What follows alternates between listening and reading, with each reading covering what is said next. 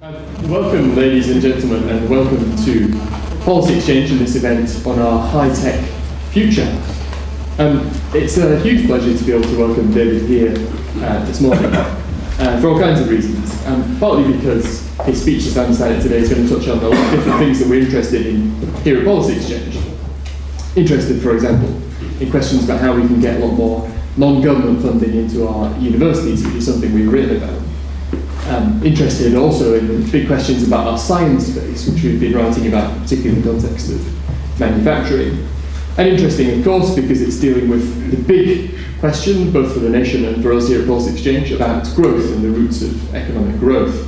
So a huge pleasure for those reasons. And behind a lot of these different questions, there was a bigger one as well, which I was talking to David about a few months ago, which is about where universities policy and science policy end and where does industrial policy start, which I think is one of the big interesting questions in politics these days. So perhaps we may even be able to get onto that. But apart from anything else, it's a huge pleasure always just to be able to welcome David to give a speech. He is one of the most thoughtful and kind of people in the government, always interesting to listen to.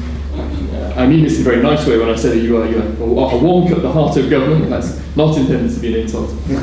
But a huge pleasure to be able to welcome you here this morning, David. Thank you for coming. Very good. Well, thank you, Neil. It's a great pleasure to be here, and thank you all for coming along at such short notice. I'm sorry some people having to stand at the back, but I will try to rattle through this as quickly as I can so that there's time for questions and people don't get too tired at the back. Growth is the Coalition's highest priority for 2012. It's going to be a year of serious economic challenges, and we're better prepared for them than most because we took tough decisions on the deficit early on. We've set out our plans for getting a grip on public spending, and we're sticking to them. And that will enable us to bring down the enormous deficit that we inherited. Sorting out the mess in the public finances itself helps get the economy moving as it keeps interest rates low. But that's not the whole story. There are a host of ways in which the government is supporting growth by raising the performance of the economy, cutting red tape, a tax and benefit system that rewards work, high quality education and skills, reforming the planning system so that new infrastructure can be built expeditiously. And George Osborne and Vince Cable are driving that growth agenda across Whitehall. That list of our policies applies horizontally across most sectors of the economy. Investing in energy or transport or better schools is a good thing without taking any view about whether the future of our economy is manufacturing or life sciences or financial services. There is widespread wariness of so-called vertical policies that focus on particular sectors and technologies, and it's very understandable. The more specific the return, the greater the chance it can be financed privately. Moreover, we fear governments do not have the knowledge to back particular technologies and have made a mess of such policies in the past. Governments picking winners can easily become losers picking government programs. Recent British governments have therefore preferred generic growth policies rather than vertical ones focusing on particular sectors or technologies. Now these are essential foundations, but they only take you so far. And today I want to show how much further the Coalition is going and why. Soon you find that you're having to take some kind of view about specific sectors and technologies too. Which source of energy do you encourage? When it comes to transport, which places do you link up and why? The Jubilee Line extension has been great for London, but I well remember how its original impetus in the 1980s came from the need to provide access to Canary Wharf. If it had been a link to a manufacturing centre, not office blocks for financial services, it might have been seen as a much more controversial example of industrial policy. We have achieved an extraordinary surge in apprenticeships, but I'm struck by how many commentators believe they should be in particular sectors such as engineering. Indeed, part of the appeal of apprenticeships is their historic association with such sectors. So governments find themselves making decisions about allocation of resources, and we should not pretend that we do not. The Coalition's pledge to rebalance the economy depends on taking such a view. Indeed, when money is tight, these type of decisions are even more acute. And in the rest of this speech, I want to set out how we do this in our strategy for the UK's science and research base and how it can help generate high-tech growth. People do, of course, ask, so where's the growth going to come from? Nobody can know for certain, but that does not mean that we do not have the faintest idea. A lot of it will come from our established high-performing sectors which continue to innovate and improve productivity. But we can also discern already some of the scientific discoveries and technologies that will shape our future. Today, I want to set out what we're doing to secure this future for us, and I'm grateful to Policy Exchange and the Campaign for Science and Engineering for the opportunity to do so. This tackles that deep-seated anxiety about the prospects for the younger generation in the global economy of the future. When you ask people what worries them most, it is that their children will not have the same kind of opportunities in life as we've had. I understand that fair. Indeed, I wrote a book about it. But our great national assets, our universities, our science facilities and researchers, our extraordinary accomplishments in the arts and humanities are the best single hope for making our way in the high-tech world of the future.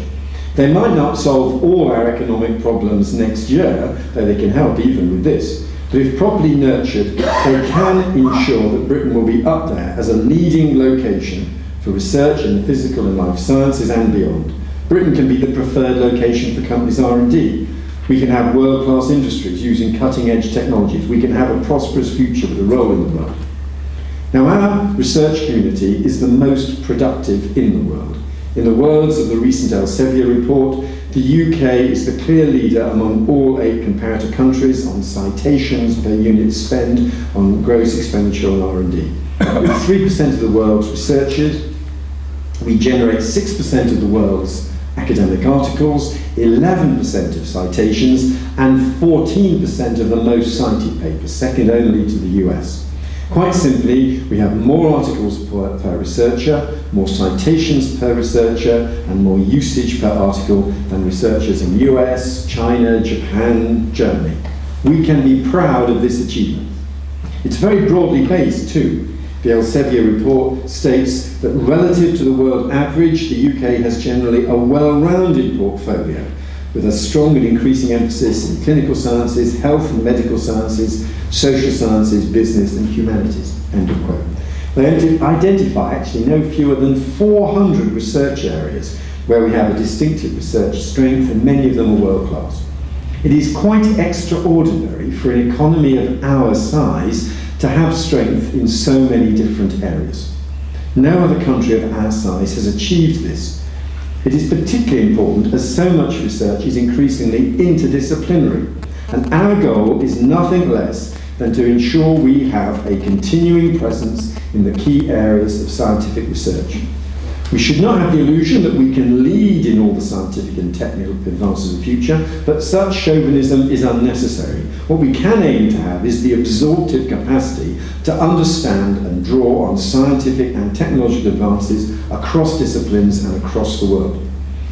This broad research base emphatically includes the arts, humanities and social sciences.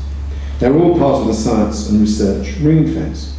Increasingly, for example, research in the physical sciences is linked to human behaviour, not just designing a low-carbon vehicle, but understand what makes people choose to drive it or not. In allocating research funding, I have therefore followed the advice of the learning societies and others that we should not shift the balance of funding between the main disciplines. Eric Schmidt of Google caught the mood in his McTaggart lecture when he said that this arts versus sciences debate really ought to be dead and buried, and instead we should recognise how complementary they are. I like the idea that instead of just thinking about STEM, science, technology, engineering and maths, we should add A for arts so it becomes STEAM. One reason our research is so good is that ministers have so little scope to interfere. Our science and research programme budget of £4.6 billion is not just protected in cash terms, it's also protected by the Haldane principle that ministers do not decide on funding for particular research projects or particular university departments. It also rests on the gold standard of peer review. And we're talking here about free inquiry, where you're judged by your peers, not by the Minister for Science, nor the government as a whole, nor by academic patronage. And this last protection is underestimated.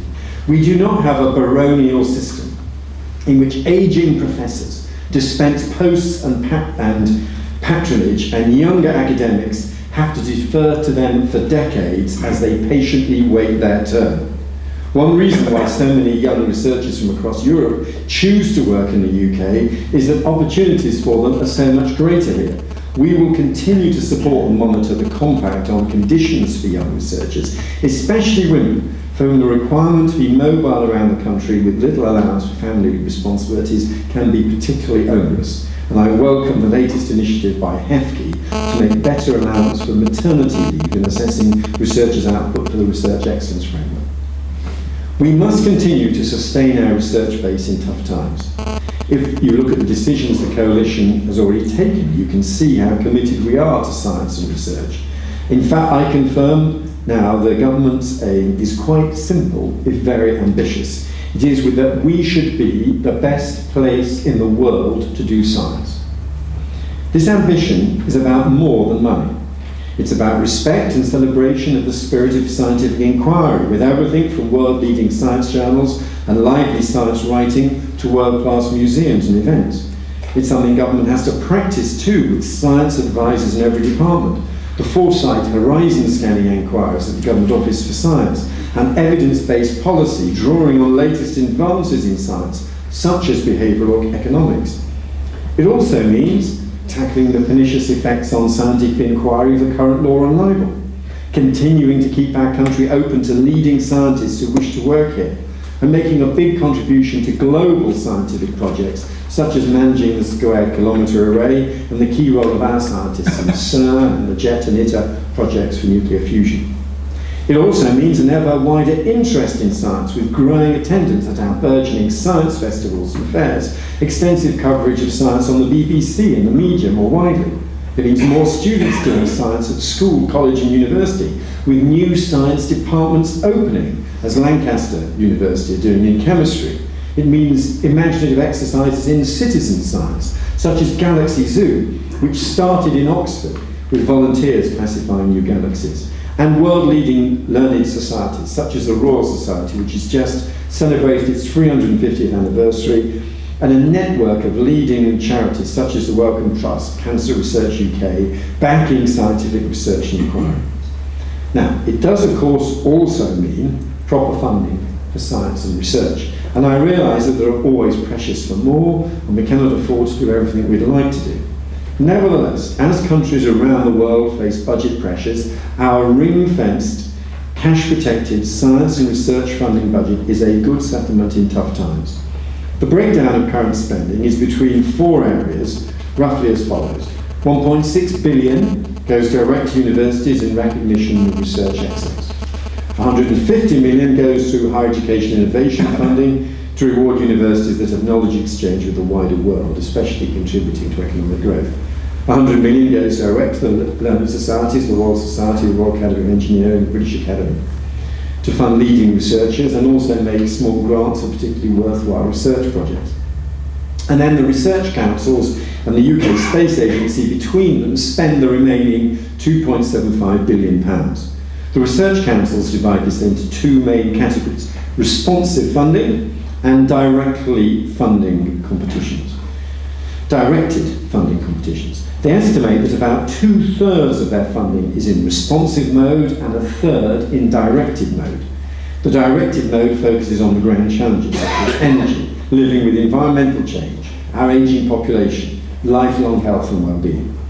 Blue Skies research can, however, be covered by both categories. Our contribution to CERN is directed to a very specific project, but is also pretty fundamental.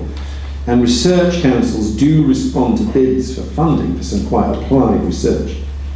They devote a lot of time and effort to identifying significant groundbreaking research that they should support. They scan the horizon to try to ensure we have a coherent and broad research base in this country.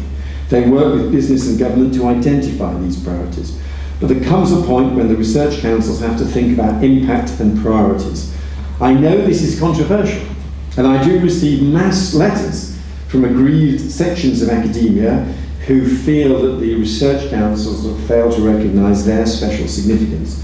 But it has to be done, and the research councils try to operate in an open way that commands the consent of the research community they serve. We must never end up in the position where an individual researcher with a novel idea, judged to be of real academic merit, is excluded from funding just because it does not fit some preordained plan. Now, today I'm releasing reports on the impact of this research council funding. We're familiar with how American research funding helped with the creation of great American businesses like Google, but we have shining examples here. The UK's largest software company, Autonomy, was started by Mike Lynch at Cambridge in 1996, based on work conducted during his PhD, supported by the Engineering and Physical Sciences Research Council in the UK. And of course, Autonomy was sold to Hewlett-Packard in August 2011 for over £7 billion. There are many other examples of such impact in the reports out today. Our ring fence protects research activity. When money is tight, we had to give current spending on activity high priority. That's one reason why, for the first time, the ring fence includes the main forms of current spending on science and research. But the ring fence excludes capital, as there is some discretion in the timing of major capital projects. The government does, however, understand the importance of investing in science capital, as is shown by George Osborne's excellent decisions over the past year to invest a further £470 million in science capital on top of our original plans. That will go on new facilities, the e-infrastructure needed for world-class science, and the further development of our national campuses at Harwell, Daresbury, Norwich and Baberham. This will bring together world-class facilities and researchers and the companies that are benefiting from them. Much of the money from the research councils, as well as from other sources, flows to our universities. In some countries like Germany, research tends to happen outside universities, in their Max Planck institutes, for example. And we have our own outstanding independent institutes, like the Institute for Physical Studies or the Institute for Animal Health or the new Crick Institute. But by and large, publicly funded research in Britain is likely to be conducted in our universities. That in turn puts universities at the heart of our high-tech agenda. And only the other day, Professor Eric Thomas, the president of the UK, perhaps influenced by too many Dickensian Christmas cards, told me that if the British economy has been a stagecoach stuck in the mud, then our universities are one of the horses that can pull it out. And he's absolutely right. We currently have 12 universities in the top 100 universities around the world, and 32 in the top 200. That's according to the Times Higher Education ranking. It's 19 in the top 100 and 30 in the top 200 according to QS, and in the Shanghai rankings it's 10 and 19. The exact numbers vary according to the different weightings in the three different schemes. But all the university rating agencies agree that only the US does better than we do. And today, I set our ambition of aiming for the number of our universities in the top 100 to grow. When you look at our relative weaknesses in these league tables, it tends to be teaching and external income. These are the areas where we need to raise our game even more. We are not managing decline, we're investing in success. And a crucial reason for our controversial changes to the funding of teaching universities is to ensure they remain well funded even when money is tight. And there is no more fair and progressive way of financing university teaching than to expect graduates earning over £21,000 a year to pay back for it. We're fortunate in having one of the strongest networks of universities in the world. Part of its dynamism has been the ceaseless process of creating new institutions, as well as the capacity of existing institutions to grow and develop. University College London was created as a secular alternative to the Oxbridge duopoly. Then we had the great civic universities, the colleges of advanced technology, the plate glass universities and the polytechnics. We've also had new research institutes, campuses and science parks. That process of creating new institutions should not stop even when times are tough and there is no spare public money. We have to bridge the gap between the limited public funding and continuing strong demand for higher education and research. Globalization is still at its early stages when it comes to higher education, The next round of new institutions may well link existing British universities with international partners. The surge in international investment in science and technology could make this a key part of the mission of a new foundation. It might be that today's institutions propose a new campus or a new international partnership, or it might be new providers wanting to enter with different models. Today, I can announce, therefore, that the Coalition is inviting proposals for a new type of university with a focus on science and technology and on postgraduates. Local economic partnerships, universities, businesses and international partners can come together to put forward proposals for new institutions. There'll be no additional government funding. This time we'll be looking to private finance and perhaps sponsorship from some of the businesses that are keen to recruit more British graduates. For example, we will not be diverting funding from support for undergraduate students. It's an opportunity to seize the new freedoms that we proposed in our white paper last year. We already have a lot of interest and we want to move this to the next level. As proposals are developed, we'll be able to identify any specific obstacles that need to be removed, including by legislation where necessary. A major city might wish to offer a site, as Mayor Bloomberg has done so successfully with his competition for a new graduate school in New York. We'll be discussing with interested organisations how best to carry this initiative forward. I am confident that with ingenuity we can grow our science base and our universities even when times are tough. There's enormous scope for universities to go further and build even stronger links with the wider economy. They're, after all, at the heart of the innovation clusters that will drive our economy in the future. Their external income has increased to £3 billion a year, but there is more that we can do. And we still have our own challenges. We have relatively low rates of paper co-authorship between industry and academia. We generate just 2.2% of global patents. Business spend on R&D at £16 billion is low as a percentage of GDP. This problem has been debated for a long time. Here's a quote from the great economist Alfred Marshall in 1919. "The small band of British scientific men have made revolutionary discoveries in science, but yet the chief fruits of their work have been reaped by businesses in Germany and other countries where industry and science have been in close touch with one another." End of quote. We are tackling this age-old problem. That we're good at generating great ideas in our universities, but less good at turning them into the products and businesses of the future. And we can point to successes such as Arm, Autonomy, Rolls-Royce, GSK, Jaguar Land Rover, and many other companies that have exceptional links with our universities. But we need more of them. We're reforming IP and backing open innovation in our universities. We're liberating them from the idea that the only measure of their contribution to the wider economy is setting up a tech transfer office and then counting patents. We're extending innovation vouchers to encourage more small businesses to draw on the resource available in our universities. And there is still untapped potential in universities that can be drawn out by organisations like Imperial Innovations or ISIS Innovation. And I can announce today that our ambition is for university knowledge exchange income from external sources to grow by 10% over the next 3 years. The classic model expects venture capitalists to be following what is happening in universities and to invest in the IP after the university has spun out a company. This is the conventional sausage machine, and it can work on some occasions, but it's not widespread or straightforward. I believe we have expected venture capital firms to finance early stage startups much further upstream than is realistic. Then we beat up on ourselves and our venture capitalists do not take risks that they do in the US, even when there the model is actually rather different. In the US, federal funding comes from a wide range of agencies, the National Institute for Health, the National Science Foundation, and of course DARPA, the Defense Advanced Research Projects Agency. They can support research closer to market than our research councils do. What Americans mean by defence, for example, is whatever is necessary for national greatness, including capacity in just about any blue skies technology.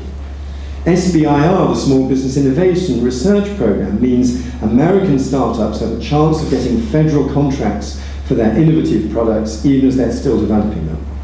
All this means that you can get federal funding to see you through from idea to product.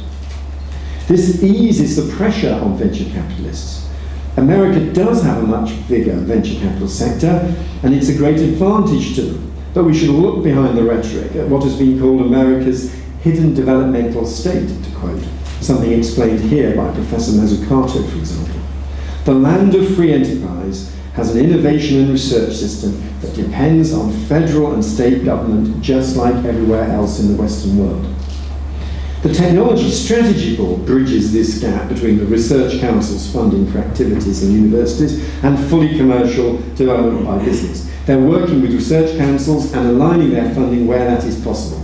A crucial weapon in their armoury will be smart awards, which provide proof of concept and proof of market funding for businesses, then support for the further development of prototype products.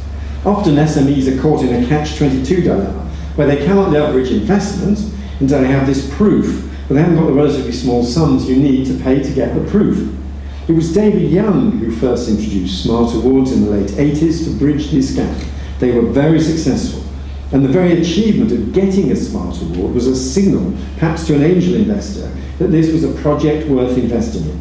Under the last government, they were dissipated amongst different RDAs and lost their brand name. Now we're bringing them back as a nationwide scheme run by the TSB.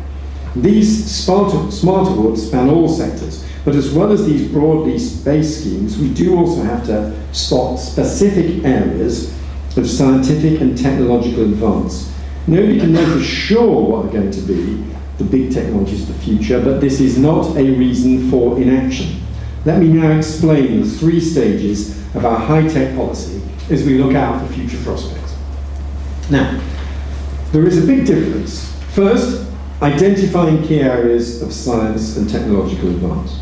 There is a big difference between business sectors and technologies. They overlap, but they're not the same. We have some crucial business sectors that are seen as high-tech, such as aerospace or space. We also have perhaps less glamorous business sectors where innovation is increasingly important, delivering social care, agriculture, utilities, transport, distribution. Part of Britain's weak productivity performance has been low levels of investment in innovation in some of these sectors, but they can be transformed by absorbing new technologies. The warehousing and distribution of goods around the UK, for example, has been transformed over the past 20 years by new IT systems. Increasingly, satellites and space-based systems will transform the accuracy of the spreading of fertilizer and patterns of planting in agriculture. These changes will not happen as a result of technologies that were specifically developed for the distribution sector or the agriculture sector, but the application of technologies developed elsewhere. There may well be general-purpose technologies that spread widely across the economy, like electricity or satellites or the internet. We do need to judge the technologies that will matter in the future. We may not get it right, we won't always, but we have to try. We're not picking business sectors, but the government is backing the development of specific technologies. In the US, they developed a neat way of summarizing the big technological advances. The National Science Foundation called them Bio, Nano, Info, and Cogno, or BNIC for short. We've heard about the BRICS, the countries where the future growth will come from. The BNICs are the technologies it will be coming from. This has been a theme of American science policy for over a decade now, and it has generated some rather overheated debate about the possible convergence of these technologies. There may be something in this. I mean, I'm not competent to judge, but we can see, for example, the wet biological sciences linking ever more closely with the data processing capacities of dry IT as a new biology emerges. And other countries have conducted similar exercises. The high-tech strategy for Germany lists the following cross-cutting technologies: nanotechnologies, biotechnology, microsystems technology, optical technologies, material technologies, and production technologies. We did our own exercise and we published the results last year. I've got a lot of paper with me today. These are all the impact reports we're releasing today. This is the report we actually published last year. Technology and Innovation Futures: UK Growth Opportunities for 2020. It was very British. It was inductive, not deductive. It listed the main areas of technological and scientific research over the next decade, drawing on consultations with the academic community. And our experts in the Government Office for Science identified 53 specific future technologies and innovations. And they then organised them in the following broad categories. First, biotechnology and pharmaceuticals. Secondly, materials and nanotechnology. Thirdly, digital and networks. And fourth, energy and low carbon technologies. So overall, our own horizon scanning broadly matches that of the world's biggest scientific power. America's Cogno and Info very roughly come together as our digital networks, and unlike the US, we identify a distinctive low-carbon technology area. So for us, the C in BNIC could stand for carbon instead. Now these lists are inevitably imperfect. They change, but they are important because they act as a check on eccentric or lopsided decisions by making sure that we have a clear view of the main areas we need to invest in. If we are to live up to our ambitions, we need coherent programs for investing in these broad areas of research. That's what we do. So that's the first stage, identifying key areas of science and technological advance. The second stage is judging whether to back specific technologies as they get closer to market. And this is where the TSB has to exercise a professional judgment on what to support. Their job is, and I quote, to turn today's emerging technologies into tomorrow's businesses. Rigorous scrutiny of the cost effectiveness of investment is necessary. The TSB and BIS apply some crucial tests. The key criteria for backing a technology are: we must have an academic and research presence, we must have the business capability to develop products and services based on the technology, and there must be a good chance of a sizable global market. On that basis, the TSB identifies technologies where they see particular potential for their UK. Their most recent assessment suggests, for example, that particularly promising technologies for us at the moment are synthetic biology, energy-efficient computing, energy harvesting. And the TSB is also setting up a network of elite technology innovation centres, now called Catapult Centres. We've already created 3, and I can announce today that the 4th will be in the area of satellite applications. Those will provide business with access to in-orbit test facilities to develop and demonstrate new satellite technologies. It'll also provide access to advanced systems for data capture and analysis, supporting the development of new services delivered by satellites. These could be in a wide range of areas, such as distance learning, telemedicine, urban planning, precision agriculture, traffic management, and meteorology. So that's the process, the second stage of judging whether to back specific technologies. Then there's the third stage of practical leadership, because government can help drive forward the development and application of key technologies. And I tend to follow quite a standard model for this because it seems to work. I first discovered it in the space sector, where a Space Leadership Council was formed in March 2010. It had been set up by Paul Drayson, and he was Science Minister in the last Labour government. It's been the basis for a template used more widely in BIS, and not just by me, but by Vince Cable and Mark Prisk as well. You start by convening a group that has to include leading academic researchers, research councils, agencies sponsoring commercialisation like the TSB, and of course, businesses themselves. They discuss what is happening so everyone can understand the links between the research agenda and commercial opportunities. You ask if they'd like to meet up again, and normally they do.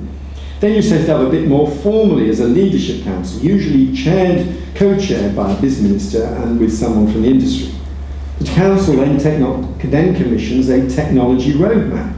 It's usually written by an expert, advised by a group, and gives a rough idea of the technological changes that the industry and researchers are expecting over the next 5 to 10 years. So, for example, Professor Sakitha Nayans, Rector of Imperial College, kindly prepared a space technology roadmap for us last year. That's a basis for everyone to take decisions on where to invest. Some of this may fall to government, but business has to make a matching investment in return. that it rests on the agreed plan makes that easier. This kind of model is being applied right across BIS. As well as in the space sector, this sort of activity is also being led in, for example, automotive, aerospace and the life sciences sectors. And I can announce today that I'm setting up further such leadership councils in e-infrastructure and in synthetic biology. These are not instruments for ministers to impose their will on reluctant sectors, nor are they devices to increase public spending. We act as conveners, bringing together the key players and driving forward investment and innovation. Sometimes the simple fact that such a group exists increases the confidence of a key new sector. Now, let me finally just review how we're doing in living up to the challenge of those important high-tech sectors. I've identified those 4 sectors, BNIC, and I've described the 3-step process that we use. Let's now link them up. First, bio. Bio is covered by the life sciences strategy which the Prime Minister launched a month ago. It's an ambitious agenda for keeping and strengthening our position in this crucial sector. And our progress is going to be reviewed by 2 formidable outside experts, Professor Sir John Bell and Chris Brinsmead. But it isn't the final word. I'll continue to work with Andrew Ansley and the Treasury on new ideas for the future. So, for example, we announced a biomedical catalyst fund with the Medical Research Council and the TSB backing ideas as they traverse the so-called valley of death from research lab to commercialisation. There is £180 million of public money in this fund. But it could be even bigger if we could entice some corporate venture funds in as well. That's something I want to see. And bio is not just human health. We have great strengths in biological life sciences more widely. After the elimination of smallpox 30 years ago, the UN celebrated the elimination of a second virus last year. It was rinderpest, which affects cattle and other ungulates and blighted agriculture in Africa and elsewhere. British scientists based at the Institute of Animal Health played a key role in this. And we have great achievements in crop science too. At the moment, we get an average of about 9 tonnes of wheat per hectare. The target set by the BBSRC is to get 20 tonnes per hectare within 20 years. That would be nothing less than a second agricultural revolution. And it is essential to feeding the world, as wheat provides 1/5 of the calories consumed by mankind. Lager is not 1/5, I guess. Synthetic biology has been driven by developments in next-generation sequencing, DNA synthesis, and systems engineering. It's a potential platform technology with possible applications including bioenergy, industrial biotechnology, and chemicals. I've asked researchers and business experts in a group chaired by Dr. Lionel Clark of Shell to produce a synthetic biology roadmap to set out the time frame and actions to establish a world-leading synthetic biology industry in the UK. They should report in the spring, after which we intend to convene a new synthetic biology industry leadership council to look at how we can deliver that roadmap. Then second, there's nanotech. The very term nanotech was popularized by federal agencies in the US. It covers a range of technologies across a range of markets. I've convened the key players to sketch out its future relevance to the UK. It's clear graphene is one very significant example of nanotech, and we are committed to establishing a graphene global research and technology hub which will provide access to specialist facilities and expertise. The TSB and the EPSRC have been working together on this. Then thirdly, there's info and cogno. They cover many things. The rapid growth of tech city is a classic example of what we can be achieved by sustained attention from the very top of government. And behind it lies our national capacity in high-performance computing. We are in danger of losing our position with very few of the world's 500 most powerful computers.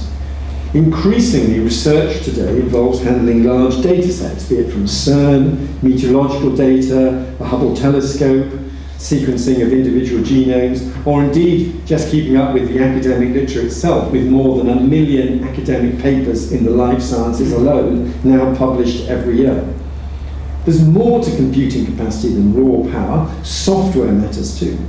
So we have invested an extra £165 million to ensure our researchers have access to powerful computers and the software to harness them. We also commissioned Dominic Tilsley of Unilever to report on the significance of e-infrastructure for business, and I am releasing his report today. It sets out very clearly practical examples of how business can use high-powered computing. Companies like Jaguar Land Rover or Rolls-Royce need to be able to model completely the functioning of a motor car or a turbine. The more you can do virtually, the more rapidly you can test and introduce new products. That's why they say that to outcompete, you must outcompute. We will act on these recommendations of an e-infrastructure leadership council to ensure there are strong links between academic research programs and business applications. Then, fourth on the list is Carbo, low carbon energy. We already have sponsored research on low carbon cars. The TSB's investment in low carbon vehicles in partnership with the EPSRC played a significant role in Nissan's decision to base the production of the entirely electric Leaf model and its advanced batteries in Sunderland. High on our agenda now is nuclear fission and fusion after a challenging report from the Science and Technology Committee of the House of Lords. We will be considering it carefully to ensure we get most advantage from our historic strengths in these sectors. So this is a very quick review, but it's clear that the Coalition is committed to a high-tech future for our country and is doing everything possible to secure this future source of growth. Let me now summarise. Today I have set out 8 steps to high-tech growth. 1, I've set out the government's goal that we should be the best place in the world to do science. 2, I've released a series of reports showing what the research sponsored by the research councils is achieving. 3, I've set out our ambition to have more universities in the world's top 100. 4, I've announced that we have invited proposals for new types of university with a focus on science and technology and on postgraduates.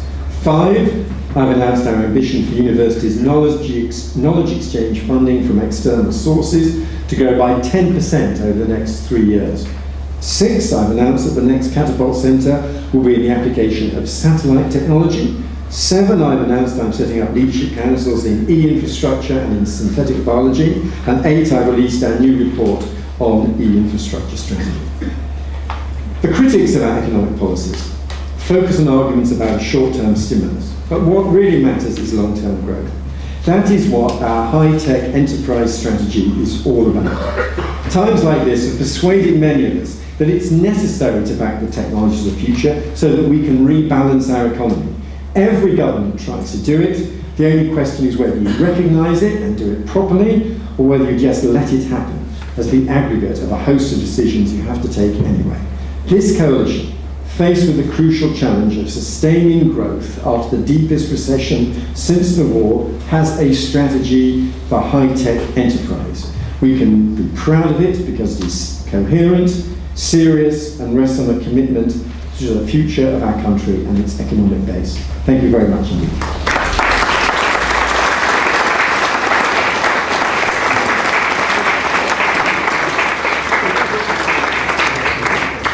So we've got, there's a lot to think about there and a lot of different points, and we've got a bit of time, I know, for questions and answers. If you'd like to say who you are and where you're from, we'll try and take them in maybe groups of 3 and do short questions.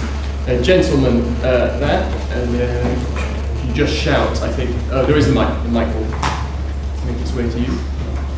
Thank you. Imran Khan from the Campaign for Science and Engineering. Thank you for coming here today, Minister, and also thanks to the Policy Exchange for hosting us. I think the vision you set out for making the UK the best place in the world to do science and engineering is a really commendable one we can all get behind. And as you rightly spelled out, I think a big part of that has to be making the UK somewhere where companies want to come and invest in R&D. And yet, I mean, you know this very well, the Elsevier report you referred to shows that in terms of the source of funding for R&D, the UK lags something like 20 percentage points behind the J average in terms of business investments in research and development. And I don't think anyone's expecting the coalition to have all the answers by the end of this parliament. I was wondering, what do you think your success bar is? You know, where do you want to be in by the time the end of this parliament comes to an end in terms of raising the profile of business investment in R&D? And is there a figure you'd like to put on that? Okay, good question. There's another question just in front of you, I think. Oh, Beth Taylor from the Institute of Physics. Well, can I join Imran in welcoming what you said today and the commitment to science and technology? I just wanted to ask whether there is proposed to be any kind of explicit link between the catapult centres and new universities. Okay, and one last question is a gentleman in the stripy tie, just the Hi, thanks. Thank you very much for coming to speak today. I'm Jack Constant from North Pembroke. Could you speak a bit more about sort of what can be done to foster, I know you've spoken about some of it already, to foster sort of more of a venture capitalist ecosystem willing to invest? Because it seems at the moment there's a bit of a scramble to anoint, well, especially amongst my colleagues in America, to anoint a European tech capital, and Berlin seems to be our main rival.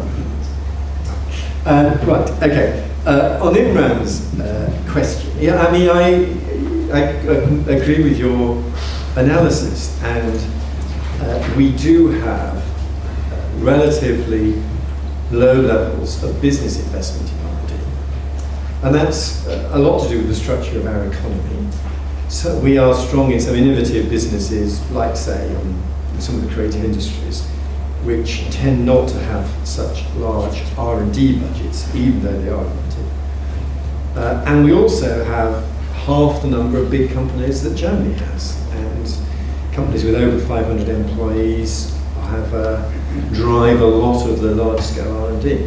One of the reasons for the leadership councils is I do find them a very good way of giving businesses confidence that we understand the kind of technologies that are being developed, and does encourage co-investment. I'm not going to be so rash as to put a figure on it, but today we're publishing the e-infrastructure report. I'm in very serious discussions with the likes of IBM and Intel, saying to them, look, we're serious. We're raising the investment in the e-infrastructure that the academic and research community needs. Doesn't that give you confidence that when you look globally where to invest, Britain is a place to come and invest in?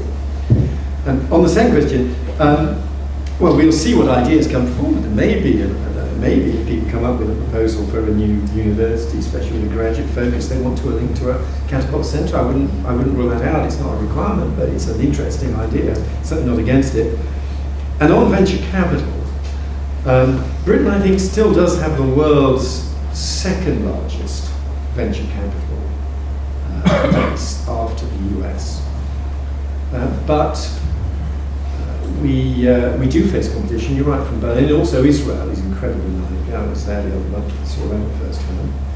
Of course, what has also happened, the speech is already very long, but one of the interesting things that's happened, which hasn't been much remarked on, is that both the previous government and increasingly ourselves are putting public money to increase the funding available for venture capital. Something like £500 million has now gone in to top up venture capital funds with exchequer funding. That's before you allow for the tax relief. So we are doing our best to back venture capital.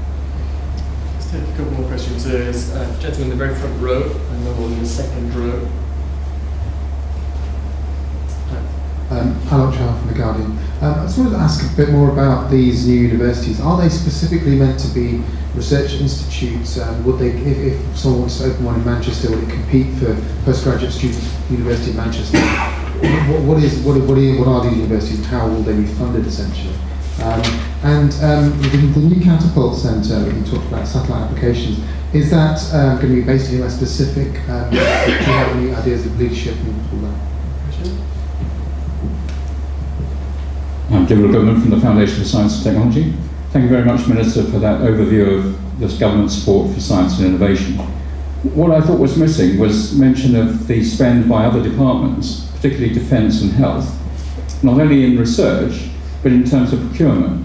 The House of Lords published a very interesting report in June last year on how government procurement could stimulate innovation better. And not once in your speech did I hear the word procurement. And there's one last question. There's a gentleman in a tie in the front.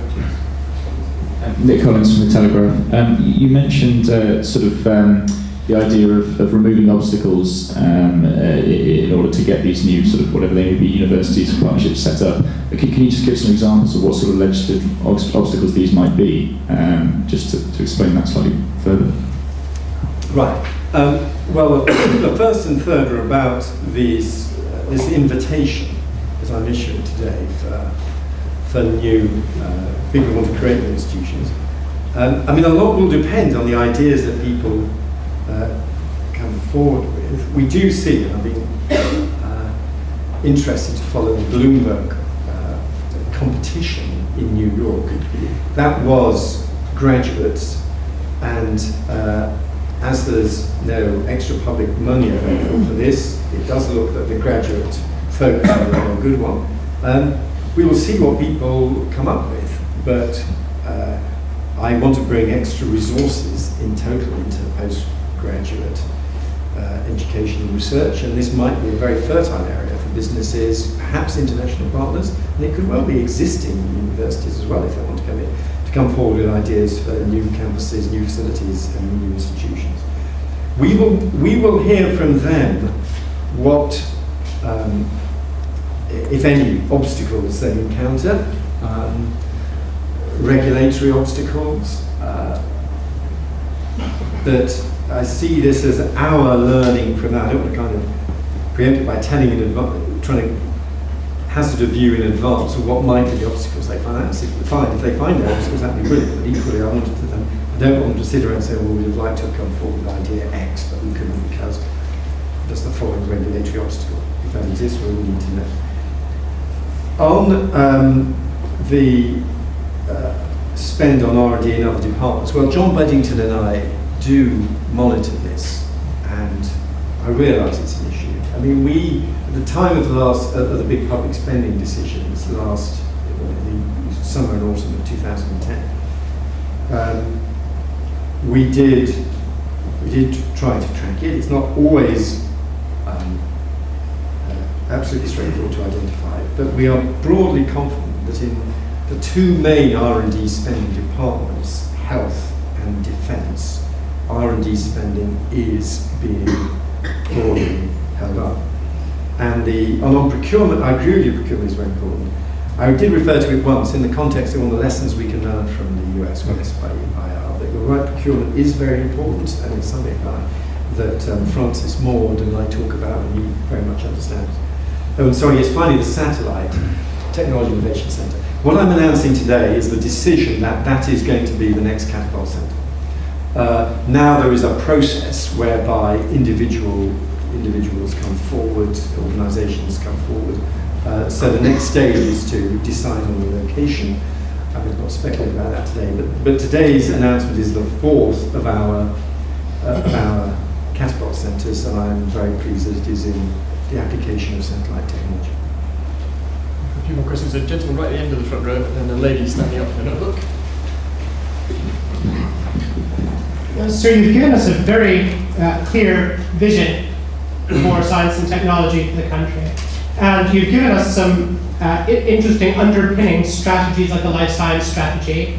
You've given us a strategic structure like the Technology Strategy Board. And in the old days of the industrial age, we had the concept of national industrial strategy. In the middle of all this, is there a national science and technology strategy that is going to achieve your vision?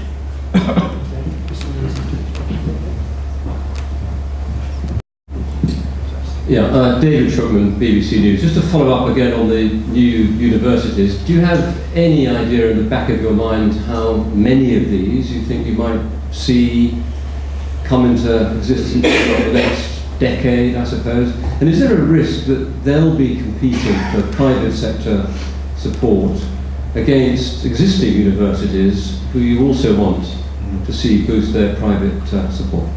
Maybe one last question in this round. Gentleman right by the door.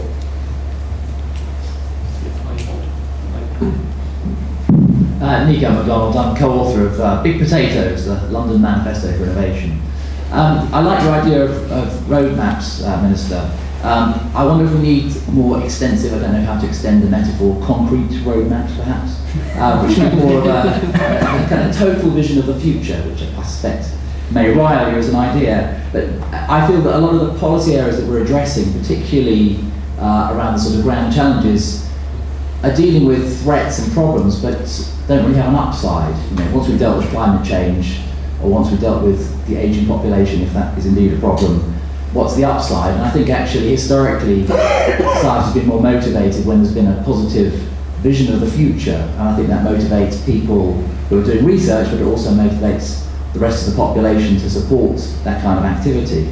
And my feeling is, and you put some emphasis on this today, actually phenomena like behavioural economics actually tend to blame people for the problem, or at least imply that our behaviour is the problem, rather than increasing innovation, wealth, resources and so on, where our behaviour by and large around those issues wouldn't be the issue. Do you think it's important to create more of a political vision for the future, or a sort of social vision for the future that will motivate people? Well, the last question ties in with the first question. And we've already had in place, for quite a while, it goes back before the previous government, this sense of the grand challenges. And again, the grand challenges is not some specifically British agenda. When I compare notes with my opposite numbers in other countries, that list of the big challenges that the world faces is pretty much a shared list of challenges on energy, challenges on food security, challenges on demography and aging. And so already through the research amounts, as I said, about a third of their funding tends to be inviting researchers to bid for funds within those broad programs. What I have added today is secondly, on sort of a different dimension, the technologies. And again, I'm not claiming that this is some personal vision. In fact, it's very important, it's not some eccentric personal vision. Again, if you look around the world, and if you look at the kind of exercises they've done in America and the UK, and our own scientists and researchers have done, I do find this framework, BNIC, which I think in Britain means bio, nano, info, and carbo, does cover a lot of what is happening in leading technological advances.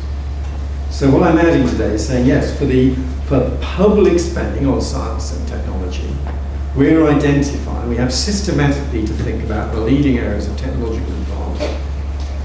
We're not going to claim them to be world leaders in everyone, that would be fanciful. But we need to be aware of what's happening. We need as a minimum to have the capacity to follow them sufficiently well to be able to absorb things that are happening on the other side of the world. And when we do pass those kind of TSB tests, that we've got a strong base, we've got a British business capability, it's potentially going to be a big market, that's when we step in and invest in. Now, there's a lot of commercial investment, private investment as well, and getting back to Imran's original question, I'd like to see more of that. But I am being explicit, more explicit I think than a minister in the coalition has been before, about what these technologies are and why we do need to have some kind of systematic overview. And I actually think it helps meet the challenge of being optimistic. You know, we start the new year with all this media reporting about what a tough year it's going to be economically around the world, and not just in Britain. The fact that we have got here the elements of a serious strategy for high-tech growth, I think gives people confidence. Some of the questions on the specific invitation for people to come up with new ideas, I'm not going to be rash and give a figure. We'll see what comes forward. In terms of competing with existing providers, well, I'm certainly not saying that existing providers themselves may not wish to come forward. One of the things that I notice is we tend to have a model of a kind of single campus in the UK. One of the things that which we may get this growth, and we've seen an example recently with UCL setting up a separate campus close to the Olympic site. These may be, there may be existing universities that come up with an idea for a second site, perhaps in collaboration with an elected mayor who has that as part of his vision for the future of his or her city or area. Of course, there are always going to be limits on resources, but I did try to identify what I think is a significant extra source of resource, which is going international. The thing I notice is so much of the university debate is about our setting up other campuses abroad, which is great, I'm completely in favour of it. And indeed, one of the bids in the Mayor Bloomberg competition in New York was an NYU bid in which the University of Warwick participated.